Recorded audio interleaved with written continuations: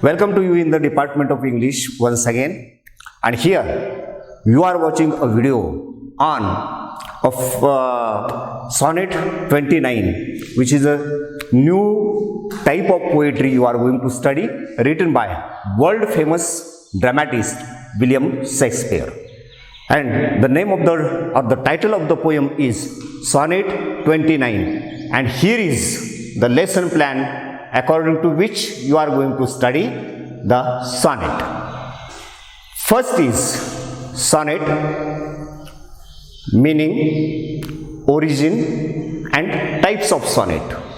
In the second part, you are going to study what are the features of sonnet.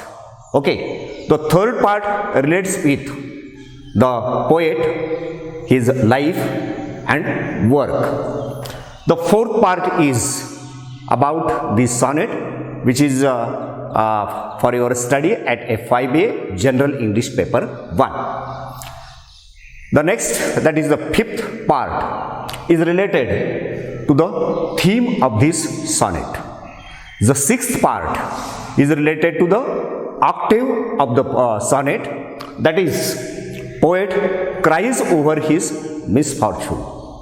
The seventh part, it is related to the system of the poem, that is the power of love. And at the eighth part, you are going to study the conclusion of this poem. So some of the words may be new for you, but don't bother about these words. We are going to know these words, their meaning and features. Okay, now be ready. So etymology, when we study etymology, what is etymology? Etymology means the origin of the word, how the words comes in the language. As far as the word sonnet is concerned, the word comes from Italian language, or it is Italian word sonetto. Means word sonetto, sonnet comes from or derived from sonetto, an Italian word which means a little song. Okay, so in short we can say that sonnet is nothing else but a little song. Okay, now let us have to see. First of all, there are different types of the genres in literature, just like first prose and poetry. In prose, again we have different types like novel, short story, criticism, biography, autobiography, etc., or short story, etc. In a poetry section, the poetry may be objective poetry, subjective poetry, lyrical poetry, elegy, sonnet, ballad, ode. These are the types of poetry. I would like to focus your attention here on the sonnet, that what is sonnet mean by. First of all, or what are the features of sonnet? First of all, it is a lyrical poem which consists 14 lines. Here the two things are clear to you. The first one is it is a lyrical poem, and the second, the sonnet has 14 lines. The third characteristics of sonnet is that it has fixed rhyme scheme. Up to the 12th standard, you have studied what is rhyme scheme, like A, B, C or A, B, C, D, like this. You are already familiar with this term, so I am not going to repeat it again. Okay. Then the another feature of sonnet is that each line consists 10 syllables. The next characteristic sketch is that a single thought is described in the sonnet, and the sonnet has subjective note. So these are the features of sonnet. I am going to repeat it again. First, it is a lyrical poem. Second, it consists 14 lines, means it has 14 lines, not one extra or not one less. It has, the third is, it has fixed rhyme scheme. The fourth is, every line has 10 syllable.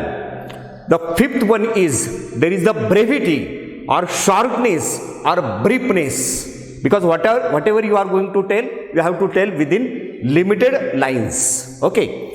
The next one is, the single thought is described in the sonnet, and the last but not the least, the sonnet has subjective note. So these are the we can say features of sonnet. That means the meaning we have already studied. That is, it is a poem of 14 lines having fixed rhyme scheme. We have studied the origin, how the word comes from. Okay, and the types, later on we are going to study it. So the first and second part of our lesson plan ends here. Now, the next one is the types of. Okay, I have explained features. Now I come to the types of the sonnet.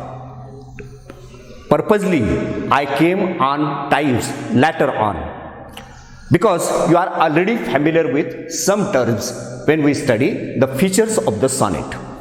Now, the founder of this format, or we can say the type of poetry, is Petrarch, the Renaissance Italian poet named Petrarch is the founder of this, we can say, this kind of poetry or a type of poetry, or in short we can say the founder of sonnet as a form of poetry is Petrarch, the Renaissance Italian poet.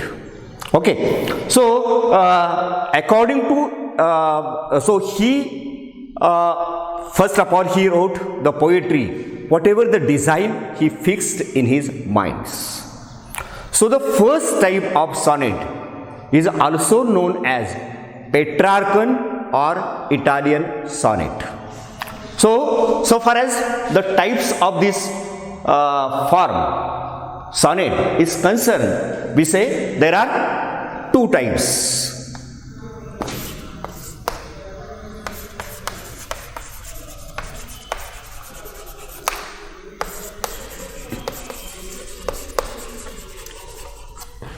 And the another type is known as Shakespearean sonnet. The first is Petrarchan sonnet. It is also known as Italian sonnet. And the second type is known as Shakespearean sonnet, or we can say English sonnet.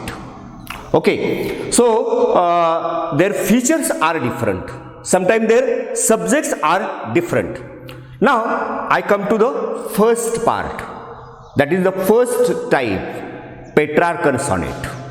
Now you are familiar, the founder of sonnet is Petrarch. So what are his features? What was his, we can say, structure of his sonnet? So first of all, you will have to remember that in Petrarchan sonnet, we have two parts.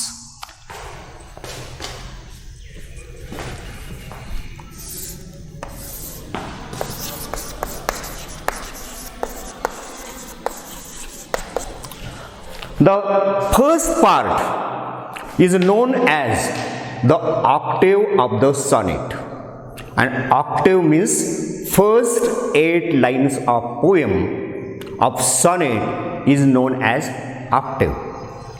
So in the octave there are 2 stanzas. Each stanza contains 4 lines. Means in short we can say there are 2 stanzas and every stanza has 4 lines, or every stanza consists 4 lines.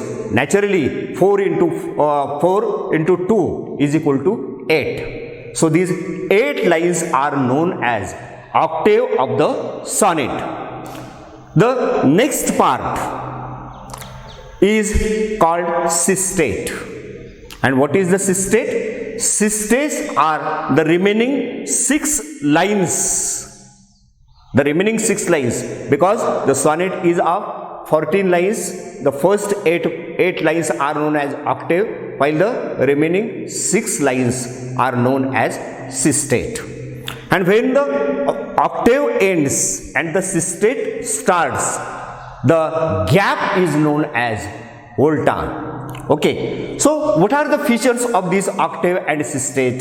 First of all, as already I said that there are 2 types of sonnet. So what are the features of Petrarchal sonnet? The first is Petrarch divided his sonnet into 2 parts. Number 1 is octave, the second is the sistate. Now in the octave, the introduction and development of idea or thought is introduced. Means it is introduction and development of idea or thought, what is going on in poet's mind. It is developed in part 1, or we known as the octave part of the sonnet. And the rhyme scheme of this octave is also fixed one, and that is A, B, B, A, B, B, A. Means the first stanza of a Petrarchan model of the octave is A, B, B, A. First 4 line ends here. A, B, B, A. Here the second stanza or another 4 lines ends here. While in sistate, the idea or the thought of the octave is summarized, and the rhyme scheme of the sistate is also fixed one, and that is C, D, E, C, D, E, or C, D, C, D, C, D. Okay. Now let us have to revise it. That in the Petrarchan model, there are two parts. The sonnet is divided into 2 parts. First 8 lines are known as octave. Second part, that is the last 6 line, is known as sistate. In the octave, there is the introduction and development of idea or thought, what is going on in poet's mind.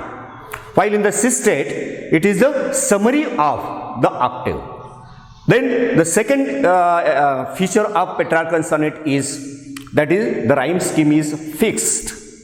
So the rhyme scheme of octave is A, B, B, A. First stanza is over here. A, B, B, A. So second stanza ends here.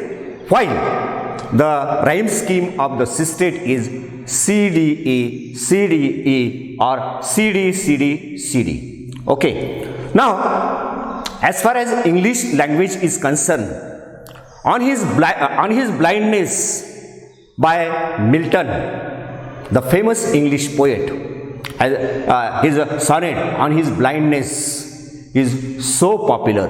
Or Upon the Westminster Bridge, written by English romantic poet named William Wordsworth, is also famous, we can say, sonnet in English literature, which is we can say of the Petrarchan model.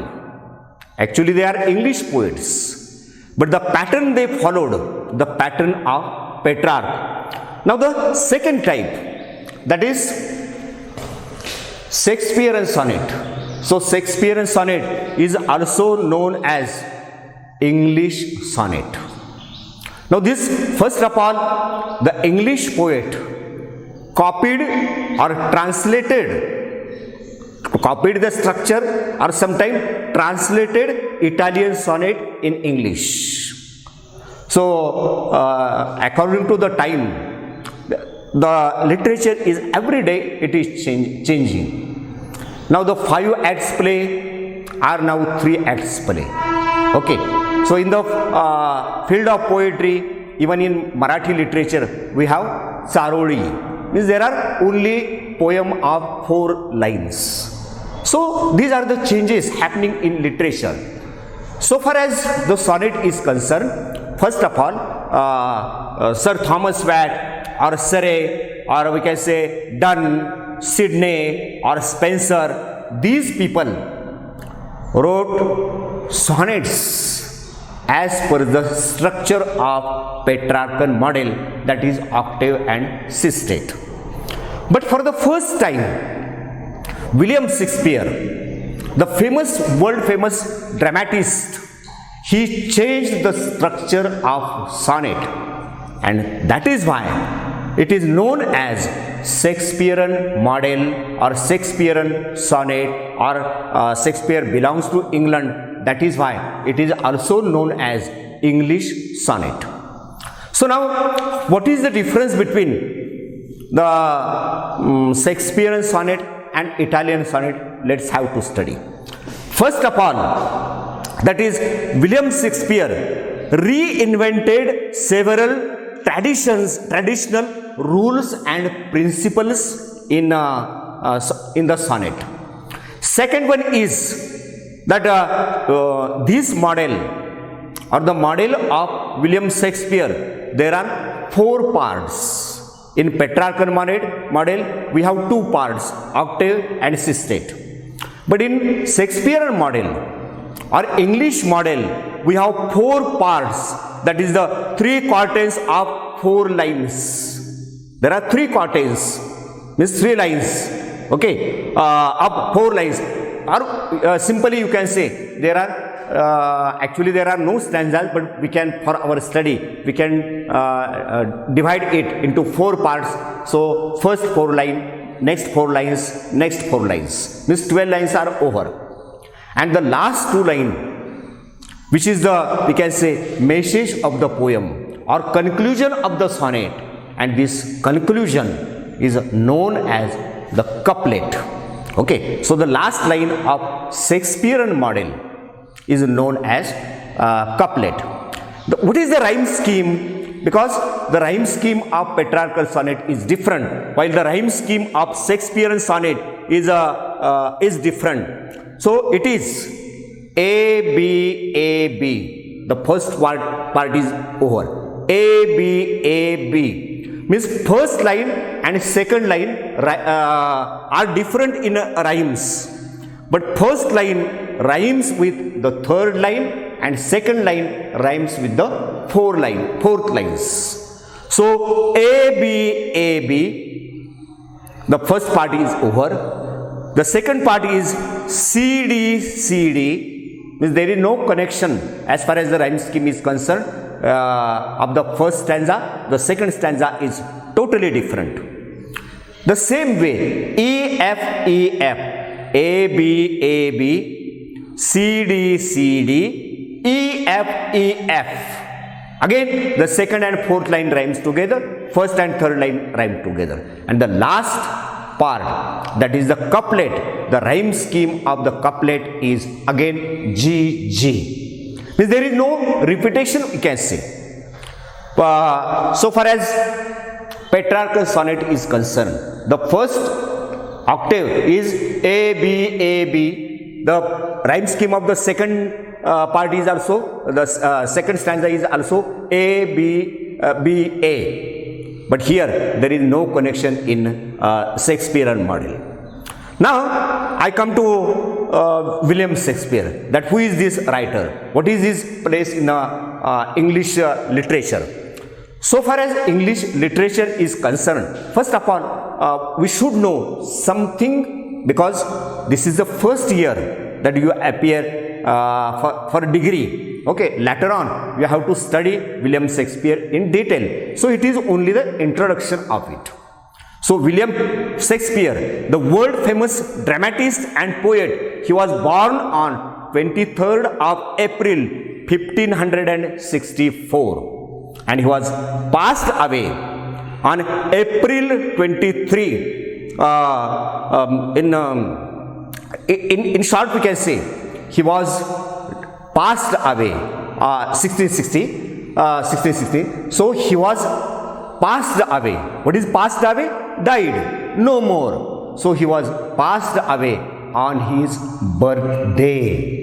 So maybe coincidence, we can say. So far as the poet of this poem is concerned, that is William Shakespeare, he is famous for his comedies, his tragedies, his tragic comedies, his historical plays, and his sonnets. So he is famous for the 5 different, we can say, genres or types, genres and types, because poetry is different from prose and prose is different from poetry. But this is the characteristics of William Shakespeare, that he is known as dramatic poet and means dramatic poet. So why he is known as dramatic poet? Because whenever he writes poem, we have drama, and he is also known as poetic dramatist. Means in short we can say, in his drama we have poetry, and in his poetry we have drama.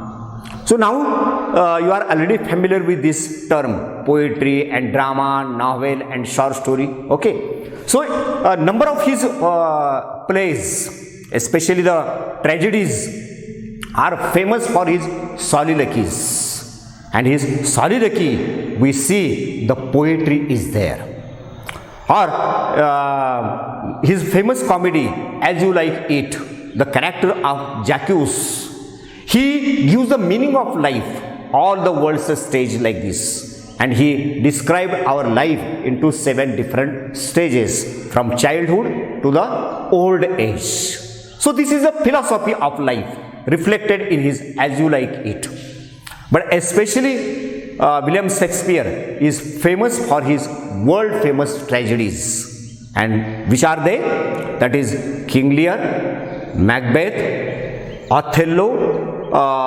These are very famous, we can say, tragedies, or even Macbeth even also. As far as the poetry is concerned, he has written only sonnet form, and he has written throughout his career near about 154 sonnets. Again, his 126 sonnet has a different theme, while the remaining part has a different theme. As far as the theme of his sonnet is concerned, that is, he described love, beauty, and time, the importance of these 3 things throughout his life. So his, we can say, themes are, or here his sonnets are revolved around these 3 themes. Even some of his sonnets are autobiographical. It means it is related to William Shakespeare's own life. As far as his sonnets are concerned, sonnet number 18, sonnet number 27, sonnet number 29, sonnet number 65, sonnet number 116, sonnet number 104, sonnet number 129, and sonnet number 130. They are very, very popular in English literature. Now, as far as his, this poem is concerned, that is sonnet 29. So, we are going to study what are the themes reflected in sonnet number 29. What is the theme? Theme means, we can say, the structure or base of the building on which the building is supported. So far as this sonnet is concerned, the importance of spiritual wealth, because here Shakespeare's philosophy is different. So financial wealth is different, and spiritual wealth, that is related to our heart, he says this is very important. Your property is not important, your wealth is not important, that is the material wealth. Okay, you have bungalow and farmhouse or vehicles, all of this belongs to material wealth. But what about your spiritual wealth? This is very important. So spiritual wealth is one of the theme of this sonnet. The next one is anxiety, that is worry. The poet is worried. The speaker of this sonnet is worried, he is anxious, and he also gives the importance of love, or the power of love, how the power of love can, we can say, a man comes out from the nervousness. How he or she becomes optimistic due to the power of love, it is described in sonnet number 29. It also reflects the hopelessness of life. In the first part is related to it. The frustration of the poet. The poet is frustrated. Later on, how he wins it, it is given. The next theme is, that is the jealousy, self-motivation, how you have to motivate yourself, and the optimistic view of life. So these are the themes of the poem sonnet number 29. Now, I come to the next part, that is the octave of this sonnet. As already I introduced you, octave means the first 8 lines of the poem. Now the Petrarchan model is different and the Shakespeare model is different. Though there is no octave and sistate, I purposely used word for your understanding. The first part and the second part, we are going to study it together. Actually, there is no word octave and sistate in the Shakespearean sonnet. Or we can say the first and second part as far as Shakespearean model is concerned. What is given here? That is, it describes the poet's state or poet's mood. And when we start to read the poem, it begins with the despondent or unhappy or insecure mood of the poet. The poet is depressed, he is dejected, he is in the miserable condition, he is frustrated of life, he is upset, he thinks himself unfortunate, he thinks in himself inferior than the others. It means he thinks that the other people are superior and I am the inferior. Okay. Then he is shameful about his life. He is jealous of the others because the other people have more quality. He thinks like this. Okay. And then that is why the poet or the speaker of this poem laments over his misfortune, or we can say bad luck or outcast state of mind or worthless word.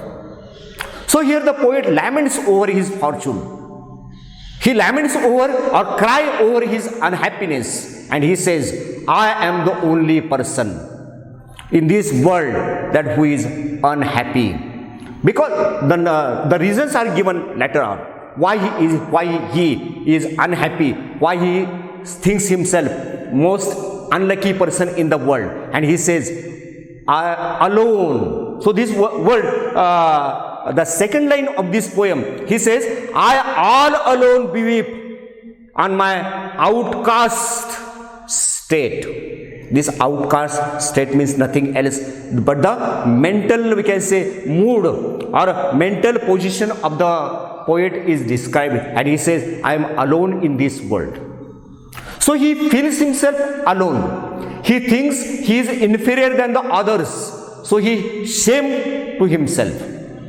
We can say jealous of the others, that other people have such and such quality, and these quality are absent in my life. So naturally, when we are unhappy, when we are dejected, we pray the God. We go to God, we pray the God. But here the poet again angry towards the God.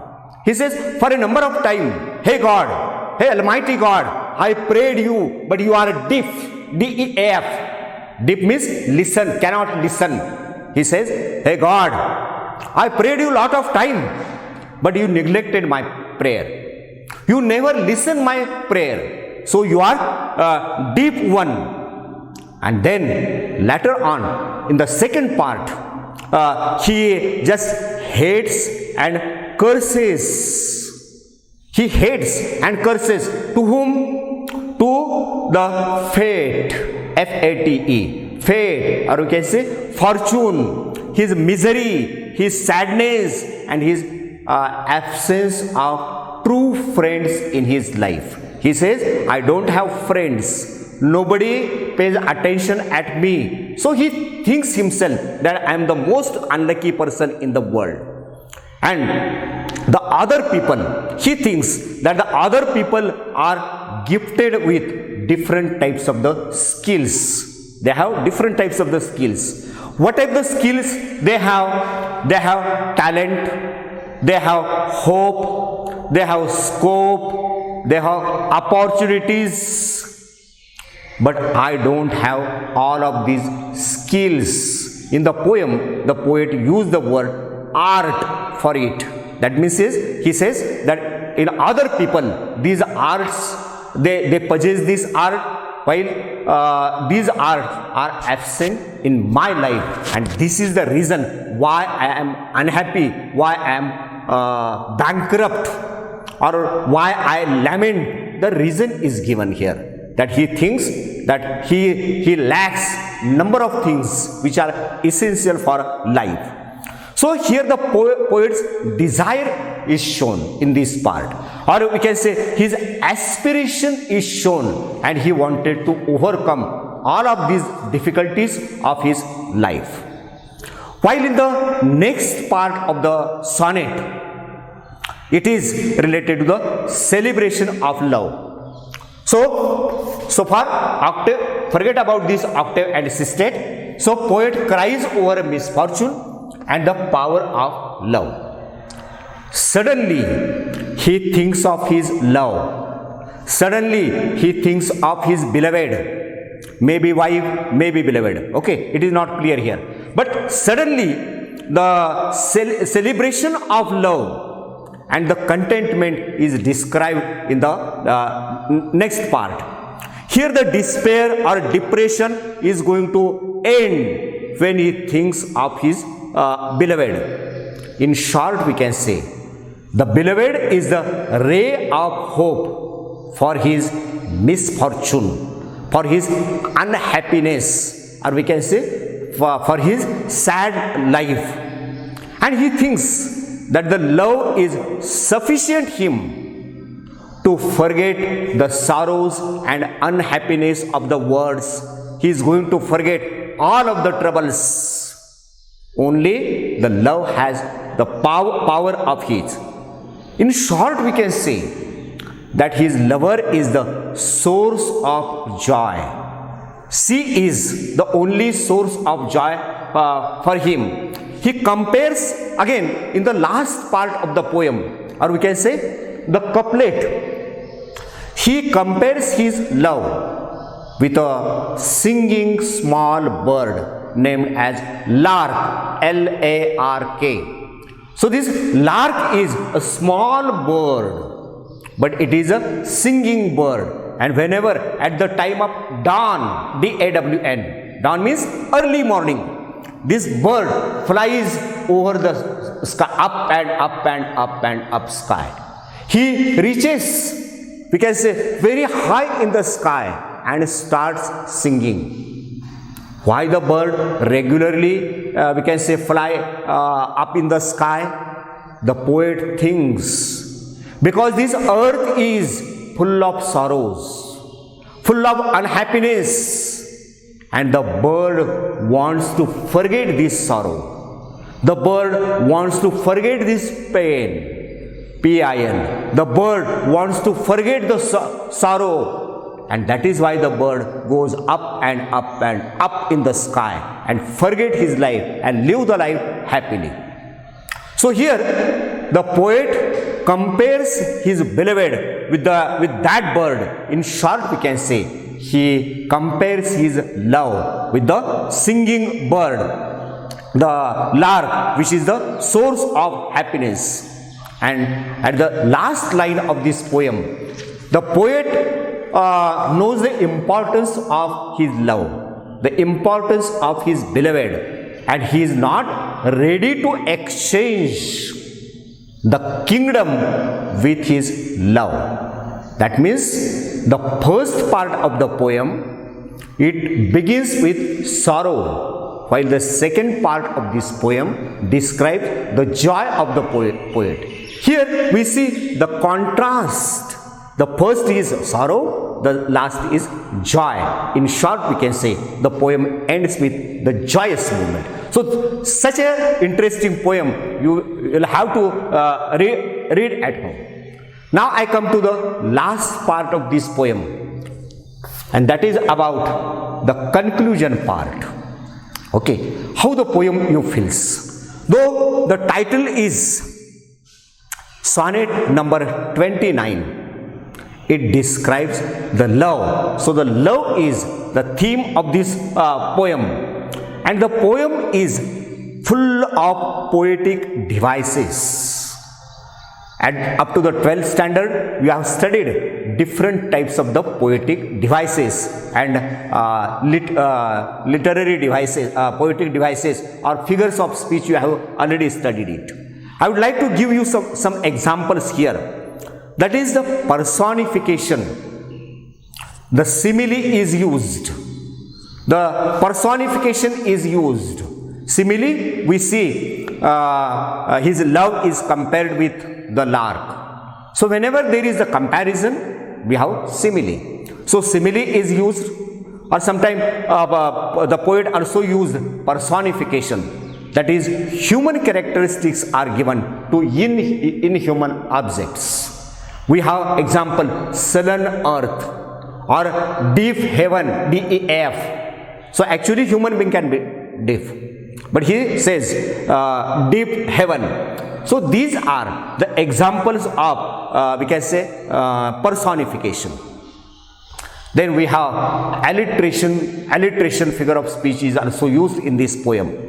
Not only the consonants, but the vowels are also repeated in the poem. So we have alliteration. As far as the symbolism is concerned, the poet uses different types of images and symbols. Just like the lark, the singing bird lark is the symbol of happiness. Then the poem also teaches us true meaning of life. What is life? Life is not related to material thing. Life is related to love. So the importance of love is the specific message given by the poet. As far as the diction of this poem is concerned, what do you mean by diction? D-I-C-T-I-O-N. Diction means language. Generally, for the prose, we use the word language, and for poetry, we use the word diction. D-I-C-T-I-O-N. So far as the diction of this poem is concerned, it is very simple, and we can say flowery language is also used in the poem, because the poet is a dramatist. The complete drama stands in front of our eyes. The picture moves from our eyes one after another.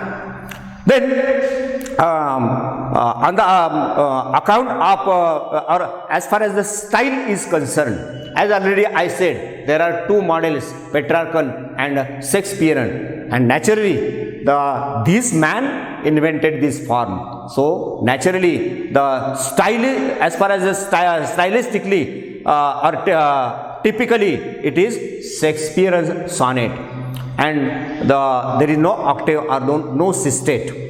But the beginning of this sonnet starts with Fen, W-H-E-N.